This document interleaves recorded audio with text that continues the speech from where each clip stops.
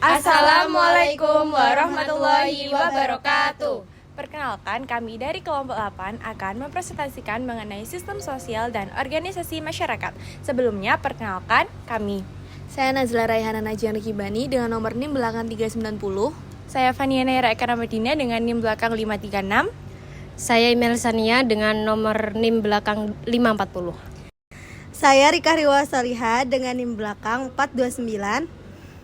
Dimulai dari pengertian sistem sosial. Teori sistem sosial menurut Parsons adalah gagasan bahwa masyarakat adalah suatu sistem yang terdiri dari bagian-bagian yang saling terkait, yang masing-masing berkontribusi pada fungsi dan stabilitas sistem secara keseluruhan. Sistem sosial dalam pandangan Parsons adalah jaringan interaksi antara individu, kelompok, dan lembaga yang semuanya diatur oleh norma, nilai, dan harapan bersama. Selanjutnya yaitu ada contoh sistem sosial.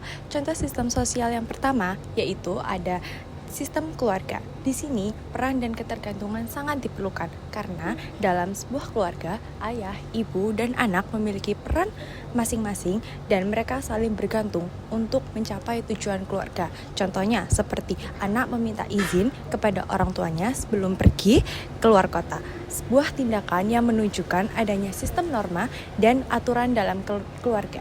Yang kedua ada sistem gotong royong. Di sini kerjasama itu sangat diperlukan. Masyarakat bersama-sama melakukan kerja bakti untuk membersihkan lingkungan atau membangun fasilitas umum. Tujuannya yaitu kegiatan ini dilakukan agar pekerjaan menjadi lebih ringan, mudah, dan lancar untuk mencapai tujuan yang sama. Kemudian yang terakhir ada sistem dalam lingkungan sekolah. Nah, di sini siswa bekerja sama untuk menyelesaikan tugas kelompok, menunjukkan adanya kerjasama dan interaksi antar anggota. Selanjutnya adalah fungsi sistem sosial. Yang pertama yaitu adaptasi, yaitu kemampuan sistem sosial menyesuaikan diri dengan lingkungan dan perubahan sosial. Yang kedua, pencapaian tujuan adalah menentukan dan mencapaikan tujuan bersama dalam masyarakat. Yang ketiga, integrasi adalah menyatukan berbagai elemen masyarakat agar tetap harmonis dan terkoordinasi. Yang terakhir, pemilihan laten, yaitu menjaga nilai, norma, dan tradisi agar tetap berfungsi dalam jangka panjang. Yang selanjutnya adalah unsur sistem sosial.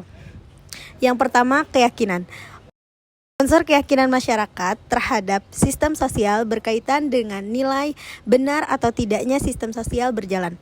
Yang kedua, perasaan. Unsur ini merupakan gambaran perasaan anggota masyarakat mengenai peristiwa yang terjadi pada sistem sosialnya. Dari gambaran perasaan tersebut, pola perilaku masyarakat dapat dibantu dengan jelas. Yang ketiga, adanya cita-cita atau tujuan. Dengan adanya cita-cita atau tujuan akan mempermudah masyarakat dalam memahami pentingnya keberadaan sistem sosial sebelum sistem sosial memengaruhi pola perilakunya. Yang keempat, ada norma.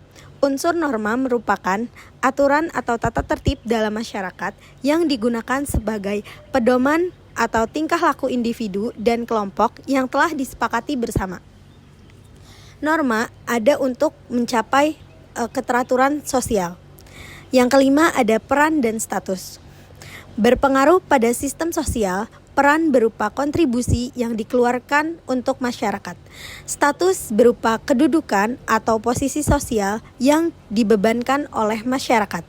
Yang keenam ada sanksi. Nilai dan norma sosial berperilaku dengan tujuan untuk ditaati oleh masyarakat. Jika masyarakat yang melanggar akan mendapatkan sanksi atau hukuman yang telah disepakati bersama. Dilanjut dengan organisasi masyarakat, yaitu organisasi yang didirikan dan dibentuk oleh masyarakat secara sukarela berdasarkan kesamaan aspirasi, kehendak, kebutuhan, kepentingan, kegiatan, dan tujuan untuk melakukan perbaikan yang diinginkan terhadap kesehatan sosial, kesejahteraan, pendidikan, dan fungsi komunitas secara keseluruhan. Selanjutnya yaitu ada tujuan Ormas berdasarkan pasal 5 Undang-Undang Ormas bagaimana telah diubah dalam putusan Mahkamah Konstitusi nomor 82 garis miring PUU 11 garis miring 2013 tentang pengujian Undang-Undang nomor 17 tahun 2013 tentang organisasi kemasyarakatan terhadap Undang-Undang Dasar Negara Republik Indonesia tahun 1945 dijelaskan bahwa Ormas bertujuan untuk yang pertama yaitu untuk meningkatkan partisipasi dan kebudayaan masyarakat. Yang kedua, memberikan pelayanan kepada masyarakat. Yang ketiga, menjaga nilai agama dan kepercayaan terhadap Tuhan Yang Maha Esa. Yang keempat, melestarikan dan memelihara norma, nilai, moral, etika, dan budaya yang hidup dalam masyarakat. Yang kelima yaitu melestarikan sumber daya alam dan lingkungan hidup. Kemudian yang keenam, mengembangkan kawanan sosial, gotong royong, dan toleransi dalam kehidupan bermasyarakat. Yang ketujuh, menjaga, memelihara, dan memperkuat persatuan dan kesatuan bangsa atau yang terakhir yang itu nomor 8 untuk mewujudkan tujuan negara. Yang selanjutnya adalah fungsi Ormas. Berdasarkan pada pasal 6 Undang-Undang Nomor 17 Tahun 2013 tentang Organisasi Kemasyarakatan terhadap Undang-Undang Dasar Negara Republik Indonesia tahun 1945 dijelaskan bahwa Ormas bertujuan untuk yang pertama, penyaluran kegiatan sesuai dengan kepentingan anggota dan garis miring atau tujuan organisasi. Kedua, pembinaan dan pengembangan anggota untuk mewujudkan tujuan organisasi. Ketiga, penyaluran aspirasi masyarakat. Keempat, pemberdayaan masyarakat. Kelima, pemenuhan pelayanan sosial. Keenam, partisipasi masyarakat untuk memelihara, menjaga, dan memperkuat persatuan dan kesatuan bangsa.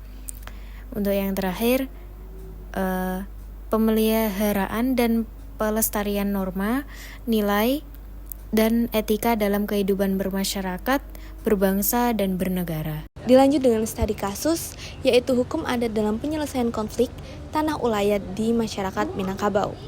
Masyarakat Minangkabau di Sumatera Barat memiliki sistem sosial matrilineal, di mana tanah ulayat atau tanah adat diwariskan melalui garis keturunan ibu.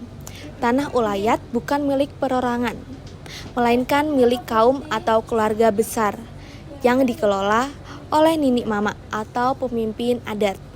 Ketika terjadi konflik perebutan tanah ulayat antara anggota kaum dengan pihak luar atau misalnya perusahaan atau pemerintah, sering muncul benturan antara hukum adat dan hukum negara. Menjelaskan mengenai latar belakang, selanjutnya saya akan menjelaskan hubungan antropologi dengan hukum.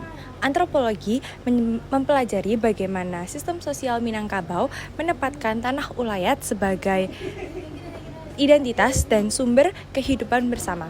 Tanah bukan sekedar aset ekonomi, tetapi juga simbol ikatan sosial dan budaya. Hukum hadir melalui regulasi negara seperti Undang-Undang Agraria, Peraturan Pemerintah, dan Sertifikat Tanah, yang seringkali berbeda dengan konsep kepemilikan tanah adat. Selanjutnya ada analisis sistem sosial dan organisasi masyarakat. Yang pertama, sistem sosial. Tanah ulatan berfungsi menjaga solidaritas dan kebersamaan dalam masyarakat Minangkabau. Siapapun anggota kaum berhak menggunakan, tapi tidak boleh menjualnya tanpa persetujuan bersama. Yang kedua, organisasi masyarakat. Ninik mama berperan sebagai otoritas adat yang mengatur penggunaan tanah, sementara pemerintah menjadi otoritas formal. Konflik terjadi ketika dua sistem ini saling bertabrakan. Selanjutnya adalah contoh kasus. Di Kabupaten Tanah Datar pernah terjadi sengketa antara masyarakat adat dengan perusahaan sawit yang mendapat izin dari pemerintah.